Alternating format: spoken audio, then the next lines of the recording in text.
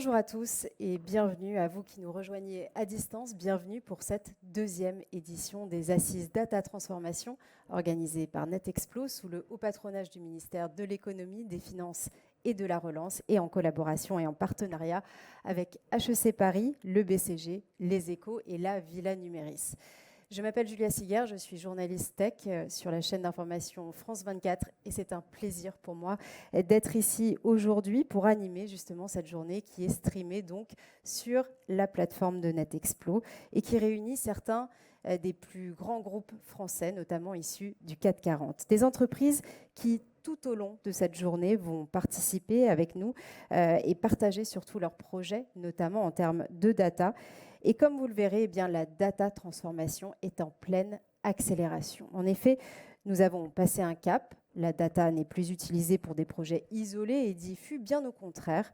Aujourd'hui, elle est mise au service des objectifs stratégiques même de l'entreprise, non seulement pour augmenter la productivité et la sécurité, mais aussi réduire l'impact environnemental et comprendre encore mieux les besoins des clients. Comme vous l'entendrez tout à l'heure, nous sommes donc passés de l'ère de l'anarchie des data à la gouvernance des data, un monde dans lequel on peut mesurer précisément l'impact de chaque décision. Cette journée est donc unique en son genre, car elle est une plongée exploratoire dans le fonctionnement même de l'entreprise au plus près de la réalité du terrain pour identifier quelles sont justement les bonnes pratiques. Et c'est cet exercice qui va ensuite permettre le passage à l'échelle. Vous entendrez donc les témoignages des dirigeants et CDO de grands groupes comme Air Liquide, Airbus, BNP Paribas, Carrefour, Eramet, Nestlé et SNCF pour savoir justement comment ils se sont emparés de la donnée pour en faire un tremplin de croissance. Sans plus attendre, j'ai le plaisir d'accueillir le secrétaire d'État chargé de la transition numérique et des communications électroniques, M. Cédrico, accompagné de Thierry App, le fondateur et président de NetExplo.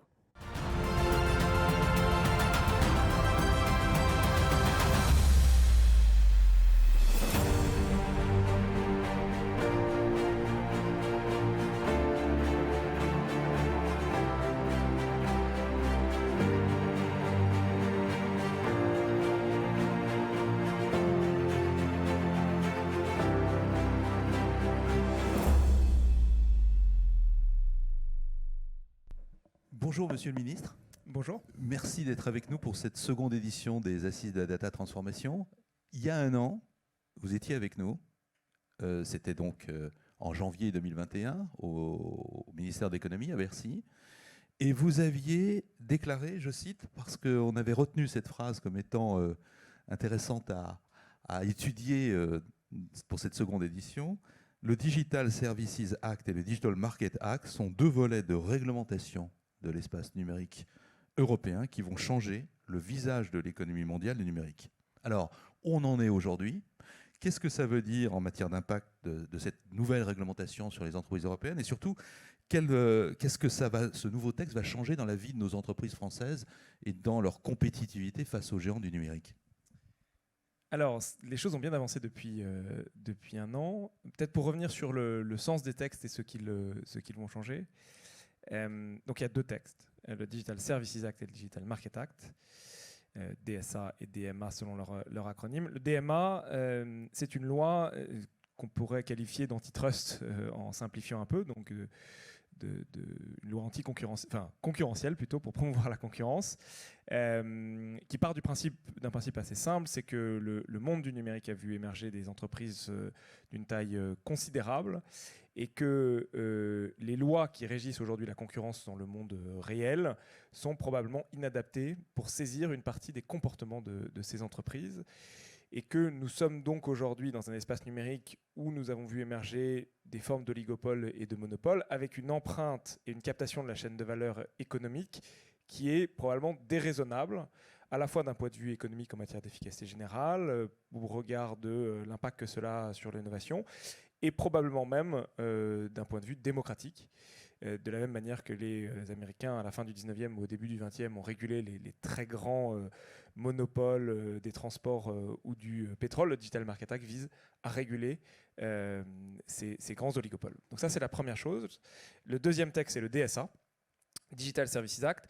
Et là, ça s'intéresse à un autre aspect de la régulation numérique, qui est la régulation des contenus, avec deux grands objectifs principaux. Le premier, c'est de faire la transparence à tout le moins en direction de la recherche et des pouvoirs publics sur la manière dont fonctionnent aujourd'hui les très grands réseaux sociaux.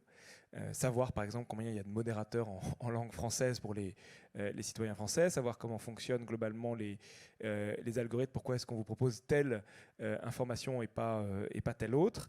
Et si le régulateur, en l'occurrence la Commission européenne, demain estime que tel réseau social ou tel réseau social ne fait pas les efforts suffisants pour atténuer les risques, pour avoir suffisamment de modérateurs, pour faire en sorte d'amortir certaines choses, alors elle pourra sanctionner les très grandes plateformes. Donc on aborde deux choses très concrètes de la vie des citoyens, la régulation économique et la régulation des contenus. Le texte avance vite. On espère avoir l'occasion de trouver un accord sur ces deux textes d'ici la fin de la présidence française, c'est-à-dire d'ici le 1er juillet 2022. Alors c'est des textes très importants, mais quel impact ça va avoir sur la vie de nos entreprises françaises? Je pense à toutes ces entreprises qui aujourd'hui se plaignent de la position, j'allais dire, trop prégnante des gens du numérique sur le e-commerce par exemple. Alors, sur la question économique, c'est principalement le DMA qui aura un impact. Si je prends des exemples extrêmement concrets, demain, avec le DMA, vous devriez pouvoir télécharger une application sans passer par les App Store, ni d'Apple ni de Google, pour les nommer. Il y a l'interdiction de ce qu'on appelle le self-preferencing, donc l'autopréférence. On sait qu'il y a eu des cas comme Google Shopping qui ont été condamnés par la Commission européenne. Il y a l'obligation, parce que très souvent, dans l'économie telle qu'on la connaît, les sujets de vie privée sont très interconnectés avec les sujets de concurrence, parce que c'est un sujet qu'on connaît bien ici, mais on va dire que l'agrégation des données liées à différents services et la liaison quasi obligatoire de plusieurs services permet d'agréger beaucoup de données et donc de constituer des effets de réseau qui augmentent la puissance des monopoles et leur permettent d'ailleurs de vendre d'autres services. Eh bien, l'objectif du DMA, c'est d'attaquer ce modèle au cœur, en permettant de délier un certain nombre de services. Donc, en matière de puissance économique, de captation de valeur et de puissance de négociation vis-à-vis d'entreprises qui font de la promotion sur ces plateformes ou qui seraient utilisatrices pour accéder aux consommateurs, cela rebat significativement les cartes. Alors, il y a 2 mois, vous avez lancé le plan Cloud, doté de 1,8 milliard de financement. Et vous avez précisé, je vous cite, l'objectif c'est de faire émerger des champions européens et d'en faire en sorte que les données de nos acteurs stratégiques, qu'il s'agisse des entreprises ou d'administrations, ne soient pas soumises au Digital Act, qui est cette législation très contraignante américaine. Quelles sont les premières entreprises qui vont en bénéficier et quelles pourraient être les premières applications de ce plan cloud ? Alors, l'objectif du plan cloud, qui s'appuyait sur plusieurs choses, qui était la certification cloud de confiance, le développement du cloud au sein de l'État, qui a été annoncé par Amélie de Montchalin, qui est extrêmement important, avait effectivement cette branche qui est un des piliers de ce plan, qui est de stimuler et de développer l'écosystème français et européen des fournisseurs de cloud. On sait à quel point ce sujet est un sujet compliqué,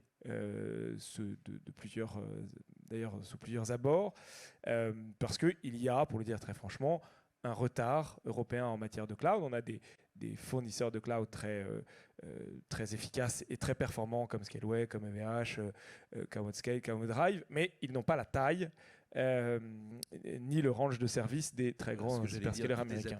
Exactement. Alors, ceci peut être un peu modéré dans le sens où je ne suis pas certain que tous les clients des grands hyperscalers américains utilisent les 20% de services qu'ils ont en plus par rapport aux Français. Mais ayant dit cela, on sait à quel point les capacités d'investissement des concurrents étrangers sont plus forts. Et donc, tirant parti de certaines révolutions à venir, notamment par exemple le edge computing, qui pourrait rebattre une partie des cartes, l'objectif du plan cloud, c'est de financer des acteurs ou des consortiums d'acteurs français dans leur R&D pour qu'ils développent des services plus performants et à la pointe. C'est vrai dans le edge computing, c'est vrai dans les services collaboratifs. On vient de lancer un appel à projet qui doit permettre de financer des développements de solutions collaboratives entre acteurs français. J'étais par exemple il y a quelques jours avec Thomas Forêt de Waller. Typiquement, c'est une solution qui aurait vocation à être financée. On travaille avec OVH sur le développement de services de machine learning et d'intelligence artificielle sur infrastructure cloud OVH. Il y a des recherches avec Outscale sur des solutions PaaS et SaaS sur infrastructure Secnum Cloud, avec Scaleway, avec les instituts de recherche sur des infrastructures de cloud pour la recherche publique. Donc il y a énormément de projets différents qui peuvent être financés. Notre objectif, c'est d'aider les acteurs français à développer leurs services et à revenir dans une course qui est une compétition mondiale. Le 18 novembre 2020 était lancée la 5G. Alors, j'ai noté. Malgré toutes les opportunités de la 5G, il semblerait que son déploiement, son appropriation ne soit pas à la hauteur des attentes que beaucoup d'acteurs avaient de cette technologie. Comment vous expliquez ça? Où on en est aujourd'hui de la 5G? Comment vous expliquez peut-être ce retard à l'allumage, en quelque sorte, par rapport à d'autres pays mondiaux où on voit qu'elle prend une position très forte? Alors, c'est un sujet dont j'ai eu l'occasion de parler la semaine dernière avec la présidente de la FCC, donc l'ARCEP américaine. Et je crois que, en fait, la qualification qu'on peut faire de l'usage de la 5G dépend d'où on se place. Si on compare, par exemple, la rapidité d'adoption de la 5G à la rapidité de l'adoption de la 4G, elle est nettement supérieure. Donc, il n'y a pas de lenteur d'adoption en soi. Il y a aujourd'hui en France près de 17 000 antennes 5G qui sont en service, toutes bandes de fréquences confondues. Il y a des obligations de déploiement qui, je pense, seront tenues par les opérateurs qui, d'ici la fin de l'année, doivent avoir 3000 antennes en 3,5 GHz. Et il y a à peu près, je crois, 1,6 million de Français qui ont déjà utilisé la 5G. Donc, ce n'est pas négligeable. Maintenant, si on se place d'un point de vue de la comparaison avec le rythme de déploiement de la Chine, c'est vrai, ou même des États-Unis, c'est vrai que l'Europe est relativement n'est pas en avance, pour le dire avec un euphémisme. L'Europe ou la France? La France est plutôt en avance en Europe. C'est-à-dire qu'au sein de l'Europe, pour vous donner une idée, je pense qu'il doit y avoir une trentaine de milliers, un peu plus que ça maintenant, d'antennes 5G. Et la France n'est pas loin, je pense, peut-être probablement avec l'Allemagne, d'être le premier pays européen en matière de déploiement de la 5G. Néanmoins, aujourd'hui, le principal avantage de la 5G, c'est un avantage qui est consommation pour le consommateur en matière de débit. Les premiers cas d'usage industriels sont en train d'émerger, mais que ce soit aux États-Unis, en Chine, en Corée du Sud ou en Europe, on n'a pas encore vu les cas d'usage disruptifs dont on sait qu'ils vont arriver émerger. Et donc, dans ce cadre-là, le fait que l'Europe ne soit pas la première en matière de nombre d'antennes n'est pas rédhibitoire, mais on compte continuer à faire en sorte de déployer toutes ces antennes pour faire en sorte que nous rattrapions cette... J'ai un peu de mal à dire ce retard parce que dans les faits, je pense qu'il faut regarder le rythme. D'abord, se comparer à la Chine est compliqué. Je veux dire, même les États-Unis sont très en retard par rapport à la Chine. Et par ailleurs, si on regarde par rapport à la 4G, on va beaucoup plus vite. Donc nous sommes plutôt satisfaits aujourd'hui du rythme de déploiement de la 5G, mais il ne faut surtout pas ralentir. On a appris il y a quelques jours que venait d'émerger la 25e licorne française. Alors la 26e aujourd'hui. Alors 26e aujourd'hui, oui.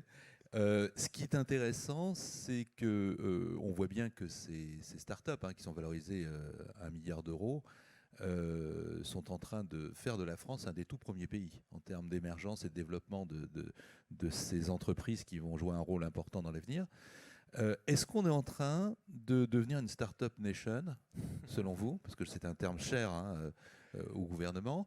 Et surtout, ma question elle concerne le rôle de ces licornes dans la transformation et la transition numérique de l'économie française. Quel rôle elles pourraient jouer pour accélérer cette transformation? Alors, est-ce qu'on est en train de devenir une startup nation? On l'est probablement significativement plus qu'il y a 5 ans. Je pense qu'on est très loin d'être arrivé.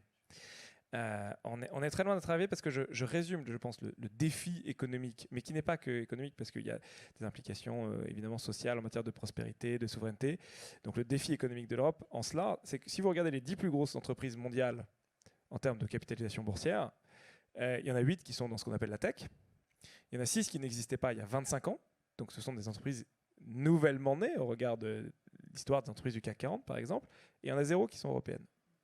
Ce qui a des impacts économiques puissants en matière de captation de la chaîne de valeur, ce qui a des impacts en matière de souveraineté, mais y compris de valeur européenne. Aujourd'hui, on utilise tous des services au quotidien qui sont des services anglo-saxons, des réseaux sociaux d'inspiration dont les conditions générales d'utilisation sont inspirées par la culture et la législation anglo-saxonne, etc., etc. Et donc, l'objectif de ces licornes, c'est vraiment de faire émerger à terme des belles entreprises qui ne vont pas 1 milliard, mais 10, 20, 30, 40 milliards, et qui sont les nouveaux champions.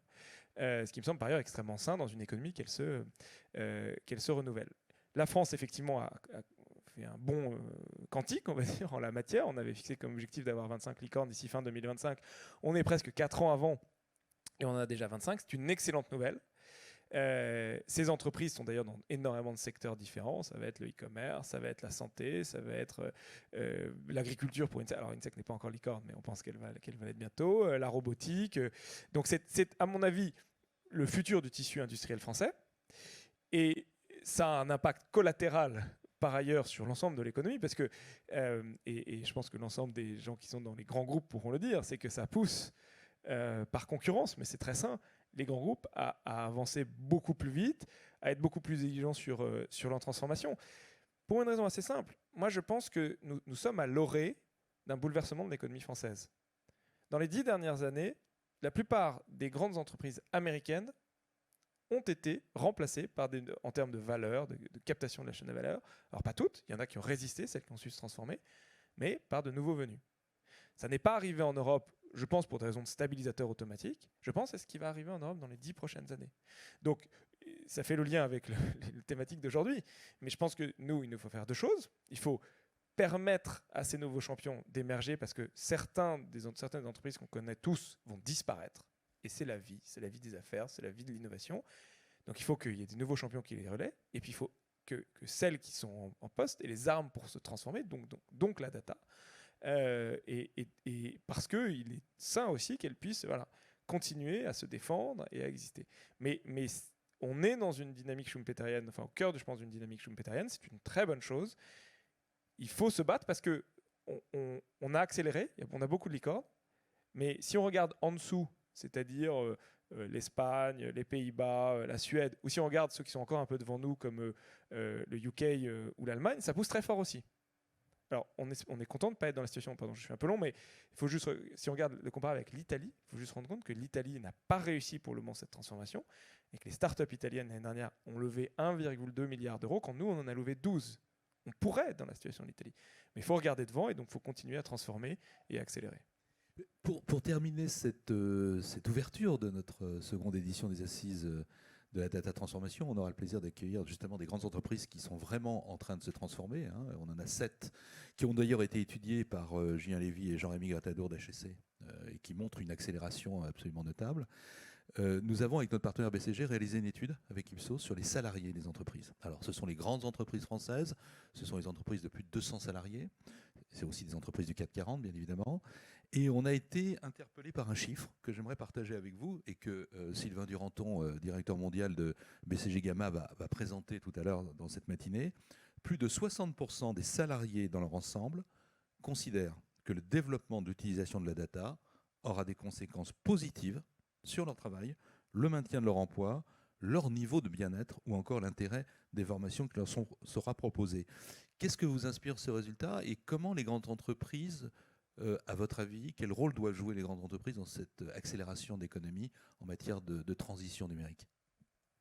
Alors ça m'inspire deux choses. La première, c'est que on voit à quel point un certain nombre de termes ou de sujets s'imposent dans le débat, y compris au sein de salariés, des salariés des grands groupes qui ne sont pas forcément en lien avec ces métiers directement. Le terme de data, par exemple, c'est assez intéressant. Déjà que tout le monde connaisse le sujet. Et la deuxième chose, c'est qu'ils le voient de manière positive. Un des défis, je pense, que nous avons en France et en Europe, c'est le récit que nous avons autour de la technologie. On a vu à quel point, à certains moments, sur la 5G, sur les vaccins, tous ces sujets sont à la fois des sujets de progrès, mais sont surtout des sujets compliqués. Voilà, sont des sujets compliqués et des sujets de peur de déclassement, de perte de risque technologique, ce qui est une faiblesse, ou ce qui était une faiblesse par rapport à d'autres continents, on va dire le continent asiatique notamment, où la technologie est vue comme un facteur de progrès. Et donc, on investit plus dans la technologie, on veut aller plus vite, on veut se transformer plus vite. Et donc, dans un monde où la compétition est mondialisée, c'est compliqué. Bref. On voit à quel point, à la fois la French Tech, mais le travail au corps et au fond sur ces sujets numériques a permis quand même de changer les choses, que 60% des salariés voient ça d'une manière positive, parce que derrière la data, il y a l'intelligence artificielle, il y a l'utilisation qu'on en fait, et ne voient pas ça comme un risque pour la vie privée, ne voient pas ça comme un risque de dépossession dans les chaînes de valeur. C'est une chose qui est extrêmement bien, parce que c'est on va dire, c'est le terreau de la transformation des grands groupes. Donc c'est ça vraiment que je trouve très intéressant. D'abord, c'est la connaissance du sujet, et ensuite le fait qu'ils le voient de manière positive, et donc comme dans une dynamique qui est positive. S'agissant des grands groupes, je pense que aujourd'hui, les grands groupes font partie on va dire, de l'architecture et de la colonne dorsale de ce qu'est l'économie française. Donc, on a besoin qu'ils se transforment. On a besoin qu'ils emmènent tous ces salariés, qu'ils emmènent tous ces business pour continuer à être conquérants dans l'économie mondiale, à côté des nouveaux champions qui émergent. Ils ont un rôle prescripteur dans l'économie française, et donc il faut continuer. Monsieur le ministre, merci Merci d'avoir lancé cette deuxième édition des Assises de la transformation, et merci de votre présence. À bientôt. Merci beaucoup. Merci, monsieur le secrétaire d'État. Merci, Thierry, pour cet échange, pour ce point d'ailleurs sur les dernières législations, mais aussi sur le déploiement de la 5G, du cloud, et aussi cette montée en puissance de nos licornes françaises. Merci infiniment. Alors, pour continuer justement cette ouverture de cette seconde édition des Assises Data Transformation, je vais maintenant laisser la parole à Guillaume Pernoud, qui est le directeur général de l'Observatoire NetExplo.